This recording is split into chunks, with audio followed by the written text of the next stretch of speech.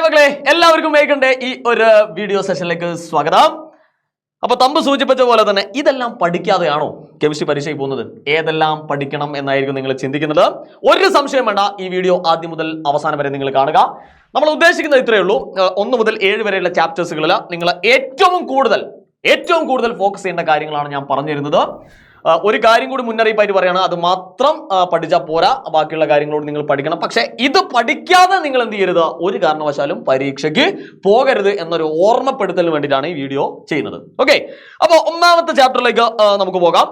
Periodic table and electronic configuration എന്ന് പറഞ്ഞിരിക്കുന്ന ചാപ്റ്റേഴ്സിൽ നമ്മൾ ശ്രദ്ധിക്കേണ്ട കാര്യം, അതായത് പീരിയോഡിക് ടേബിളും നമ്മളെ ഇലക്ട്രോൺ വിന്യാസവും അല്ലെ, ഈ ഒരു കാര്യത്തിൽ എന്തൊക്കെ പഠിക്കണം എന്നുള്ളതാണ്. ആദ്യമായിട്ട് മക്കൾ പഠിക്കേണ്ടത് ബ്ലോക്ക് കാണാനും ഗ്രൂപ്പ് കാണാനും പീരീഡ് കാണാനും നിർബന്ധമായിട്ട് നിങ്ങൾ പഠിച്ചിരിക്കണം. ക്ലിയർ?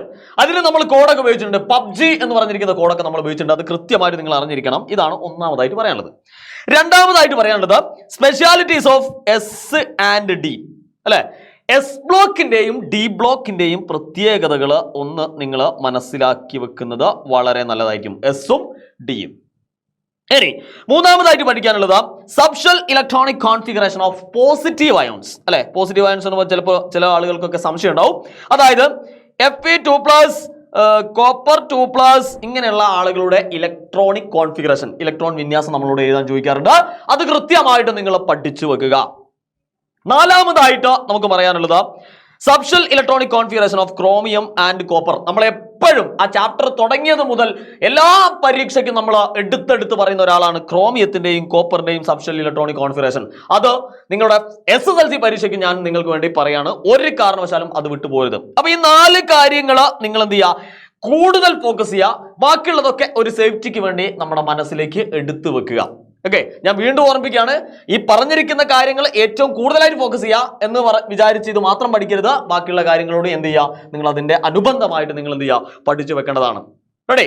അപ്പോൾ ഇത് ഉറപ്പിക്കുക, ഞാൻ പറഞ്ഞു തന്നിരിക്കുന്ന സാധനങ്ങൾ പഠിച്ചിട്ടുണ്ടോ എന്ന് നിങ്ങൾ എന്ത് ചെയ്യുക, ഉറപ്പ് വരുത്തുക എന്നുള്ളതാണ് പറയാനുള്ളത് മക്കളോട്. റെഡി? രണ്ടാമത്തെ ചാപ്റ്റേഴ്സിൽ, അതായത് gas loss and mall concept അല്ലെ, വാതക നിയമങ്ങൾ, മോൾ സങ്കല്പനം, ഈ ചാപ്റ്റേഴ്സിൽ അല്ലെ ഏറ്റവും കൂടുതൽ പ്രോബ്ലം ഒക്കെ ചെയ്യാനുള്ള ചാപ്റ്റർ ആണ്. ഒന്നും പേടിക്കണ്ട, ഇതിൽ ഇതൊക്കെ പഠിച്ചിട്ടുണ്ടോ നോക്കുക. ഒന്നാമതായിട്ട് statement of Boyle, Charles and Avogadro's law. 3 നിയമങ്ങളാണ് നമുക്ക് പഠിക്കാനുള്ളത്. ബോയിൽ നിയമം, ചാൾസ് നിയമം, അവഗാഡ്രോസ് നിയമം. ഈ 3 നിയമങ്ങളും എന്താണെന്നും അത് എങ്ങനെയാണ് അത് പറയേണ്ടത്, സ്റ്റേറ്റ് ചെയ്യുക, പ്രസ്താവിക്കേണ്ടത് എന്താണെന്നും അതേപോലെ തന്നെ ഗണിത രൂപവും, അതായത് ഓരോന്നിനും അതിൻ്റെതായ കാര്യങ്ങളുണ്ട്. ഇപ്പൊ PV is equal to constant അല്ലെ, PV ഈസ് ഈക്വൽ ടു സ്ഥിരസംഖ്യ, V/T ഈസ് ഈക്വൽ ടു സ്ഥിരസംഖ്യ, V/N ഈസ് ഈക്വൽ ടു സ്ഥിരസംഖ്യ എന്ന് പറഞ്ഞിരിക്കുന്ന ആ ഒരു കാര്യങ്ങളൊക്കെ നിങ്ങൾ അതുമായിട്ട് ബന്ധപ്പെട്ട കാര്യങ്ങളൊക്കെ നിങ്ങൾ മനസ്സിലാക്കിയിരിക്കണം. രണ്ടാമതായിട്ട് ഗ്യാസ് ലോസിൽ എക്സാമ്പിൾസുകൾ, അതൊരു പ്രധാനപ്പെട്ട സാധനമാണ് അല്ലെ. നമ്മളെ ഓരോ നിയമവുമായിട്ട് ബന്ധപ്പെട്ട് നമ്മളെ നിത്യജീവിതത്തിൽ ഉപയോഗിക്കുന്ന പ്രധാനപ്പെട്ട എക്സാമ്പിൾസുകൾ നിങ്ങൾ പഠിച്ചിരിക്കണം. നിങ്ങൾ പഠിച്ചിട്ടുണ്ടാവും, അക്വേറിയത്തിലെ എയർ ബബിൾസുകൾ മുകളിലേക്ക് വരുന്നതോറും അതിന്റെ വലുപ്പം കൂടുന്നു, അതേപോലെ തന്നെ വെയിലത്ത് വെച്ച ഒരു ബലൂൺ പൊട്ടിപ്പോകുന്നു. ഇതൊക്കെ നിങ്ങൾ പഠിച്ചിരിക്കണം. ഓക്കെ, അതാണ് രണ്ടാമതായിട്ട് വരേണ്ടത്. ഇനി കാൽക്കുലേഷൻ ഓഫ്, നിങ്ങൾ കൃത്യമായിട്ട് കണക്ക് കൂട്ടാൻ നിങ്ങൾ അറിഞ്ഞിരിക്കേണ്ടത് എത്ര എണ്ണാണിതാ ഇവിടെ ശ്രദ്ധിച്ചോണേ. നമ്പർ ഓഫ് മോള് കണ്ടുപിടിക്കാൻ നിങ്ങൾ അറിഞ്ഞിരിക്കണം. ഇത് മാത്രം നിങ്ങൾ ഫോക്കസ് ചെയ്യാം. മോള് കണ്ടുപിടിക്കാൻ നിങ്ങൾ അറിഞ്ഞിരിക്കണം. അതേപോലെ തന്നെ മോളിക്യൂൾസ്, തന്മാത്ര കാണാൻ നിങ്ങൾ അറിഞ്ഞിരിക്കണം. അതേപോലെ തന്നെ ആറ്റത്തിന്റെ എണ്ണം കാണാൻ അറിഞ്ഞിരിക്കണം, GMM കാണാൻ അറിഞ്ഞിരിക്കണം, മാസ് കാണാൻ അറിഞ്ഞിരിക്കണം, അതേപോലെ തന്നെ STPയിലെ വ്യാപ്തം കാണാൻ അറിഞ്ഞിരിക്കണം. ഇത്രയും കാര്യങ്ങൾ നിങ്ങൾ എന്ത് ചെയ്യണം, കൃത്യമായിട്ട് കാൽക്കുലേറ്റ് ചെയ്യാൻ അറിഞ്ഞിരിക്കണം. ഓക്കെ ആണല്ലോ. അടുത്തതായിട്ട് ഡെഫിനിഷൻസുകൾ ഒന്ന് നോക്കി വെക്കാം. ഇതൊക്കെ നമ്മൾ എന്താണ്, ഇത് കൃത്യമായിട്ട് ക്വസ്റ്റ്യൻ പേപ്പറുകൾ അനലൈസ് ചെയ്ത് നമ്മൾ ഉണ്ടാക്കിയെടുത്ത ഒരു ഏരിയയാണ്. അതുകൊണ്ട് തന്നെ കൃത്യമായിട്ട് നിങ്ങൾ ശ്രദ്ധിക്കുക. ഡെഫിനിഷൻസ് ആയിട്ട് നമുക്ക് വേണ്ടത് gram atomic mass, gram molecular mass, molar volume. ഇതെന്താണ് അതിന്റെ ഡെഫിനിഷൻ അല്ലെ. GM നമുക്കറിയാം, ആറ്റങ്ങളെ അല്ലെങ്കിൽ അറ്റോമിക മാസിനെ ഗ്രാമിലേക്ക് പ്രസ്താവിക്കുന്ന രീതിക്കാണ്, അല്ലെങ്കിൽ മെൻഷൻ ചെയ്യുന്ന രീതിക്കാണെന്നൊക്കെയുള്ള ഇതിന്റെ ഡെഫിനിഷൻസുകൾ കൃത്യമായിട്ട് നിങ്ങൾ പഠിച്ചു വെക്കുക, നന്നായിരിക്കും. ഇനി വാല്യൂസുകൾ പഠിച്ചേക്കുന്നത് അവോഗാഡ്രോസ് നമ്പേഴ്സിന്റെയും മോളാർ വോളിയത്തിന്റെയും അല്ലെ. അത് രണ്ടും നമുക്കറിയാം. ഒന്ന് 6.022 × 10⁻23, അതേപോലെ തന്നെ അത് 22.4 ലിറ്റർ. അപ്പൊ ഇത്രയും കാര്യങ്ങൾ നിങ്ങൾ ഭംഗിയായിട്ട് പഠിച്ചു കഴിഞ്ഞാൽ യൂണിറ്റ് 2 നമ്മൾ ഒന്നും തന്നെ പേടിക്കേണ്ട കാര്യമില്ല. അപ്പൊ ഇത്രയും കാര്യങ്ങൾ നമ്മൾ ലിസ്റ്റിൽ നമ്മൾ ഇട്ടിട്ടുണ്ട്. അത് കൃത്യമായിട്ട് പഠിച്ചിട്ടുണ്ടോ എന്ന് ഉറപ്പുവരുത്തുക. ഓക്കെ, ഇനി മൂന്നാമത്തെ ചാപ്റ്ററിൽ നമുക്ക് പഠിക്കാനുള്ളത് റിയാക്ടിവിറ്റി സീരീസ് അല്ലെ. ക്രിയാശീല ശ്രേണി നിങ്ങൾ പഠിച്ചിരിക്കണം. അല്ലെ. നമ്മൾ ആ പാട്ടൊക്കെ പാടിയിട്ടുണ്ട്. പൊസോ കാമ അൽസിനിട്ടിലെ ഹൈക്കോ സി ഗോ ഗോ എന്നൊക്കെ പറഞ്ഞ് പഠിച്ചിട്ടുണ്ട് അല്ലെ. അത് കൃത്യമായിട്ട് മനസ്സിലാക്കി വെക്കുക. ഡിസ്പ്ലേസ്മെന്റ് റിയാക്ഷൻ അഥവാ ആദേശ രാസപ്രവർത്തനം, അതുമായിട്ട് ബന്ധപ്പെട്ട ക്വസ്റ്റ്യൻസുകളൊക്കെ നിങ്ങൾക്ക് വരുന്നുണ്ട്. അത് കൃത്യമായിട്ട് പഠിച്ചു വെക്കണം. ഗാൽവാനിക് സെല്ല് നിർമ്മിക്കാൻ നമ്മളോട് ചോദിക്കാറുണ്ട്. ഗാൽവാനിക് സെല്ല് എങ്ങനെയാണ്, കുറച്ച് കാര്യങ്ങളൊക്കെ തന്നിട്ട് നിങ്ങളോട് ഗാൽവാനിക് സെല്ല് ഉണ്ടാക്കാൻ പറയും. അത് കൃത്യമായിട്ട് നിങ്ങൾ പഠിച്ചു വെച്ചോളണം. അടുത്തതായിട്ട് ഇലക്ട്രോളിസിസ് ഓഫ് NaCl സൊല്യൂഷൻ അല്ലെ. NaCl ലായനിയുടെ, സോഡിയം ക്ലോറൈഡ് ലായനിയുടെ വൈദ്യുത വിശ്ലേഷണം. അത് വെറുതെ അങ്ങോട്ട് പഠിച്ചു വെക്കുകയല്ല വേണ്ടത്. 2 ഇലക്ട്രോളിസിസ് ആണ്. രണ്ടും നിങ്ങൾ പഠിക്കുന്നത് നല്ലതായിരിക്കും. എല്ലാം പഠിക്കുക കേട്ടോ. ഞാൻ ഏറ്റവും കൂടുതൽ ക്വസ്റ്റ്യൻ വന്നതും അതുമായിട്ട് ബന്ധപ്പെട്ട കാര്യങ്ങളാണ് നമ്മളിവിടെ ലിസ്റ്റ് ചെയ്തിരിക്കുന്നത്. അതിന്റെ ആനോഡിലും കാഥോഡിലും രണ്ടിന്റെയും ഇലക്ട്രോളിസിസ് പഠിക്കുക. ഒന്ന് സോഡിയം ക്ലോറൈഡ് മോൾട്ടൺ NaCl അല്ലെങ്കിൽ ഉരുകിയ സോഡിയം ക്ലോറൈഡിന്റെ വൈദ്യുത വിശ്ലേഷണം ഇലക്ട്രോളിസിസ് നടത്തുമ്പോൾ ആനോഡിലും കാഥോഡിലും എന്താണ് ഉണ്ടാകുന്നത്. അതേപോലെ തന്നെ ഇലക്ട്രോളിസിസ് ഓഫ് NaCl സൊല്യൂഷൻ അല്ലെ, സോഡിയം ക്ലോറൈഡ് ലായനിയുടെ വൈദ്യുത വിശ്ലേഷണം നടത്തുമ്പോൾ ആനോഡിലും കാഥോഡിലും എന്താണ് ഉണ്ടാകുക എന്ന് കൃത്യമായിട്ട് പഠിച്ചു. ഈ 2 കാര്യങ്ങൾ നിങ്ങൾ കൃത്യമായിട്ട് എന്ത് ചെയ്യാം, നിങ്ങൾ പഠിച്ചു വെക്കുക എന്നുള്ളതാണ് പറയാനുള്ളത്. അപ്പൊ ഇത്രയും കാര്യങ്ങളാണ്. ഇതിനോട് കൂടെ നമുക്ക് വേണമെങ്കിൽ നമുക്ക് ഇലക്ട്രോപ്ലേറ്റിംഗ്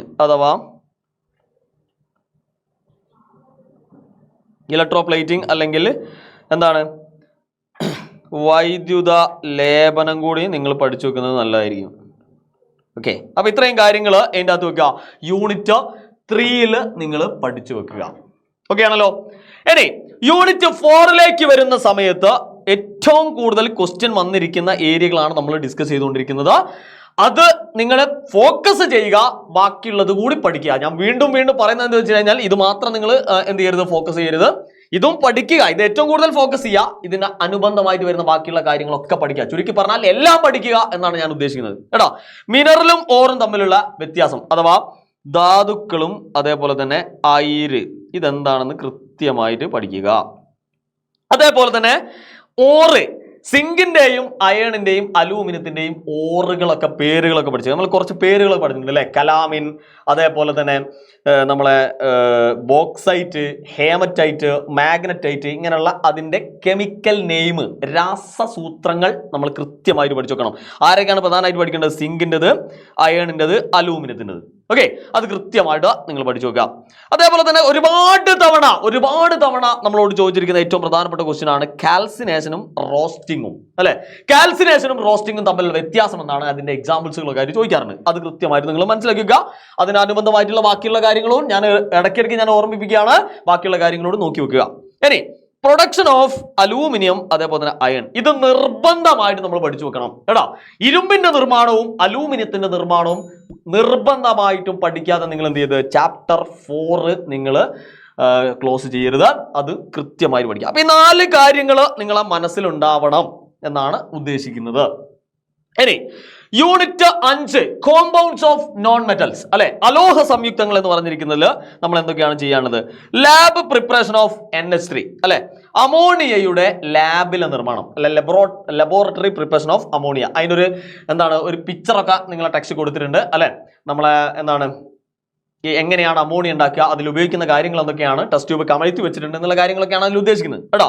അതുമായി ബന്ധപ്പെട്ട കാര്യങ്ങൾ പഠിക്കുക. റിവേഴ്സിബിൾ ആൻഡ് ഇറിവേഴ്സിബിൾ അല്ലെ, അതായത് നമ്മളെ ഏകദിശാ പ്രവർത്തനവും ഉഭയദിശാ പ്രവർത്തനം എന്ന് പറഞ്ഞിരിക്കുന്ന ഏരിയകളൊക്കെ വരുന്നുണ്ട്. അത് കൃത്യമായിട്ട് മനസ്സിലാക്കി വെക്കുക. കെമിക്കൽ പ്രോപ്പർട്ടീസ് ഓഫ് H2SO4 ആ ചാപ്റ്ററിൽ ഇത് മാത്രമല്ല നമുക്ക് അതിൻ്റെ അകത്ത് എന്ത് വരുന്നുണ്ട്, ലെ ഷാറ്റ്ലിയർ പ്രിൻസിപ്പിൾ അനുസരിച്ച് കോൺസെൻട്രേഷൻ കാണാനുണ്ട് അല്ലെ, ഗാഢത എന്താണെന്ന് കാണാനുണ്ട്, അതേപോലെ തന്നെ പ്രഷറിന് എന്ത് സംഭവിക്കുന്നു, മർദ്ദത്തിന് എന്ത് സംഭവിക്കുന്നു എന്ന് കാണാനുണ്ട്, അതേപോലെ തന്നെ ടെമ്പറേച്ചറിന് എന്ത് സംഭവിക്കുന്നു, താപനിലയ്ക്ക് എന്ത് സംഭവിക്കുന്നതൊക്കെ കാണാനുണ്ട് അല്ലെ. ഇതൊക്കെയാണ് അത് ഉദ്ദേശിക്കുന്നത്. ഇനി കെമിക്കൽ പ്രോപ്പർട്ടീസിൽ പ്രധാനമായിട്ടും വരുന്ന 2 ക്വസ്റ്റ്യൻ ആണ്. ഒന്ന് ഡീഹൈഡ്രേഷൻ, അതിനാണ് നമ്മൾ നിർജ്ജലീകരണം എന്ന് പറയുന്നത്. നിർജ്ജലീകരണം കേട്ടോ, ഡീഹൈഡ്രേഷൻ. 3 പ്രോപ്പർട്ടീസുകളാണ് മക്കൾ പഠിക്കാനുള്ളത്. ഡീഹൈഡ്രേഷൻ, നിർജ്ജലീകരണം, ഡ്രൈയിങ് നേച്ചർ അല്ലെങ്കിൽ ശോഷകാരക സ്വഭാവം, അതേപോലെ തന്നെ ഓക്സിഡൈസിങ് നേച്ചർ, ഓക്സിജൻ സ്വഭാവം. ഈ 3 ഏറ്റവും കൂടുതലായിട്ട് വന്നത് എന്താണ്? ഡീഹൈഡ്രേഷൻ എന്ന് പറഞ്ഞിരിക്കുന്ന ഏരിയ ആണ്. ബാക്കിയുള്ള 2 കൂടി നിങ്ങൾ പഠിച്ചു വെക്കുക. ഇനി റിയാക്ഷൻ വിത്ത് സാൾട്ട് നമ്മൾ പഠിച്ചിട്ടുണ്ട്. സൾഫ്യൂരിക് ആസിഡ് ഏതൊരു സാൾട്ടുമായിട്ട് ചേർന്ന് കഴിഞ്ഞാലും, ഏതൊരു ലവണവുമായിട്ട് ചേർന്ന് കഴിഞ്ഞാലും എന്താണ് ഉണ്ടാവുക? അവിടെ മറ്റൊരു ആസിഡ് ഉണ്ടാവും അല്ലെ. അതാണ് ഈ ഒരു ഏരിയയിൽ നമ്മൾ ഉദ്ദേശിക്കുന്നത് കേട്ടോ. ഏതൊരു സാൾട്ട് വായിക്കോട്ടെ, നിങ്ങളെ ടെക്സ്റ്റ് ബുക്കിലുള്ളത് സോഡിയം ക്ലോറൈഡും ഉണ്ട്, പൊട്ടാസ്യം നൈട്രേറ്റും ഉണ്ട്. ഈ 2 സാൾട്ടുകൾ അല്ലെങ്കിൽ ലവണങ്ങൾ സൾഫ്യൂരിക് ആസിഡായി ചേർന്ന് കഴിഞ്ഞാൽ മറ്റൊരു ആസിഡ് ഉണ്ടാവുന്നു. ആ ഒരു കാര്യം നിങ്ങൾ പല ആളുകളും ശ്രദ്ധിക്കാറില്ല. ഞാനിവിടെ അണ്ടർലൈൻ ചെയ്ത് അല്ലെങ്കിൽ നമ്മൾ എന്ത് ചെയ്യാണ്, ഇതിനെ ഹൈലൈറ്റ് ചെയ്ത് കാണിക്കുകയാണ്. ഇത് കൃത്യമായിട്ട് പഠിച്ചോളാം. പല സമയത്തും ഇത് ഓൾട്ടർനേറ്റ് ആയിട്ട് വന്നിട്ടുണ്ട്, പക്ഷെ പല സമയത്തും ഇത് ആളുകൾ എഴുതിയിട്ടില്ല. തിരിച്ചറിയാനുള്ള ബുദ്ധിമുട്ടുകൊണ്ട് ഇത് എഴുതിയിട്ടില്ല. അതുകൊണ്ട് തന്നെ കൃത്യമായിട്ട് മക്കൾ ശ്രദ്ധിക്കുക. ഇനി ടെസ്റ്റ് ഓഫ് സൾഫേറ്റ് സാൾട്ട് 5ാമത്തെ ചാപ്റ്ററിന്റെ ഏറ്റവും അവസാനത്തേക്ക് വരുന്ന ഒരാളാണ് സൾഫേറ്റ് സാൾട്ടിന്റെ ടെസ്റ്റിംഗുമായിട്ട് ബന്ധപ്പെട്ടത്. അതായത് ബേരിയം ക്ലോറൈഡും ഹൈഡ്രോക്ലോറിക് ആസിഡുള്ള ഒരു ടെസ്റ്റ് ആണ്. അതും എന്ത് ചെയ്യുക, പല കുട്ടികളും ശ്രദ്ധിക്കാറില്ല. ഇത് നമ്മളൊന്ന് അണ്ടർലൈൻ ചെയ്യാണ്. പക്ഷെ അതിനുള്ള കാരണം ഞാൻ പറഞ്ഞു, ഇമ്പോർട്ടന്റ് അല്ല എന്ന് നമ്മൾ മാറ്റിവെക്കുന്ന പല സാധനങ്ങളുമാണ് ക്വസ്റ്റ്യൻസിൽ ഉൾപ്പെടുത്താൻ ശ്രമിച്ചുകൊണ്ടിരിക്കുന്നത്. അതുകൊണ്ട് തന്നെ ഇത്തരത്തില് ഇമ്പോർട്ടന്റ് അല്ല എന്ന് നമുക്ക് തോന്നുന്ന കാര്യങ്ങൾ എന്ത് ചെയ്യുക, അത് കൃത്യമായിട്ട് പഠിക്കുക. അതുകൊണ്ടാണ് ഞാൻ ഇവിടെ എടുത്ത് അതെന്നെ ഇട്ടത്. ഓക്കെ, ഇനി യൂണിറ്റ് 6 എന്തൊക്കെയാണ് നമുക്ക് പഠിക്കാനുള്ളത് എന്നുള്ള കാര്യങ്ങൾ നമുക്ക് വിലയിരുത്താം. അതിൽ ഒന്നാമതായിട്ട് ഹൈഡ്രോ കാർബൺസ് ഡെഫിനിഷൻ അല്ലെ. അത് നമുക്ക് പറയേണ്ട കാര്യമൊന്നുമില്ല. ഹൈഡ്രോ കാർബൺസിന്റെ ഡെഫിനിഷൻ എന്ന് പറഞ്ഞാൽ ഹൈഡ്രജനും കാർബണും ഒരുമിച്ച് ചേരുന്നതാണ്, അതുമായിട്ട് ബന്ധപ്പെട്ട സാധനങ്ങൾ. ഇനി അടുത്ത വളരെ ശ്രദ്ധിക്കണം, IUPAC naming of alkyne with 1, 2, 3 or same branches. പ്രത്യേകം ശ്രദ്ധിക്കണേ. അതായത് ഈ ഒരു IUPAC നെയിമിംഗ് സാധാരണ തരിക നിങ്ങൾക്ക് ഒന്നുകിൽ ഒരു ബ്രാഞ്ചോ അല്ലെങ്കിൽ 2 ബ്രാഞ്ചുകൾ അല്ലെങ്കിൽ 3 ബ്രാഞ്ചുകൾ. ഇതിന്റെ ഒക്കെ പ്രത്യേകത തരുന്നതൊക്കെ സെയിം ബ്രാഞ്ച് ആയിരിക്കും, ഒരേപോലുള്ള ആയിരിക്കും. ഇപ്പൊ 1 തരുമ്പോൾ ആകെ 1, 2 എണ്ണം തരുമ്പോൾ ആ 2 എണ്ണം എന്തായിരിക്കും, സെയിം ആയിരിക്കും. 3 എണ്ണം തരികയാണെങ്കിൽ ആ 3 എണ്ണവും സെയിം ആയിരിക്കും. ഇനി 4 എണ്ണം തരികയാണെങ്കിലോ അതും സെയിം ആയിരിക്കും. അങ്ങനെയുള്ള ബ്രാഞ്ചുകളുടെ IUPAC നെയിം. ഇനി naming of alkene and alkyne അല്ലെ. ആൽക്കീനെയും ആൽക്കൈനെയും നമ്മളൊന്ന് തിരിച്ചറിയണം അല്ലെ. ബ്യൂട്ട് 2 അയൻ അല്ലെങ്കിൽ ബ്യൂട്ട് 2 ഇ എന്നൊക്കെ പറഞ്ഞ് നമ്മളിങ്ങനെ പേരൊക്കെ പഠിച്ചിട്ടുണ്ട്. അത് കൃത്യമായിട്ട് പഠിച്ചു നോക്കണം. ഇനി അതേപോലെ തന്നെ ഈ ഫങ്ഷണൽ ഗ്രൂപ്പിൽ വരുന്ന ആൽക്കഹോളുകള്, കാർബോക്സിലിക് ആസിഡ്, ഈതർ, ഇത് 3 എണ്ണവും പേര് എങ്ങനെയാണ് കണ്ടുപിടിക്കുന്നതെന്നും എഴുതാനും നിങ്ങൾ കൃത്യമായിട്ട് പഠിച്ചിരിക്കണം. ഏതൊക്കെയാണ്? ആൽക്കഹോൾ OH, കാർബോക്സിലിക് ആസിഡ് ഏതായിരുന്നു? COOH. അതേപോലെ തന്നെ ഈതർ എന്ന് പറയുമ്പോൾ RO അല്ലെ, ആൽക്കോക്സി എന്ന് പറയും. റെഡി. ഇനി ഐസോമെറിസം, നമുക്ക് ഒഴിച്ചുകൂടാൻ പറ്റാത്ത 90%, 95% നമ്മളോട് ചോദിക്കുന്ന ഏറ്റവും പ്രധാനപ്പെട്ട ഒരു ക്വസ്റ്റ്യൻ ആണ് ഐസോമെറിസം.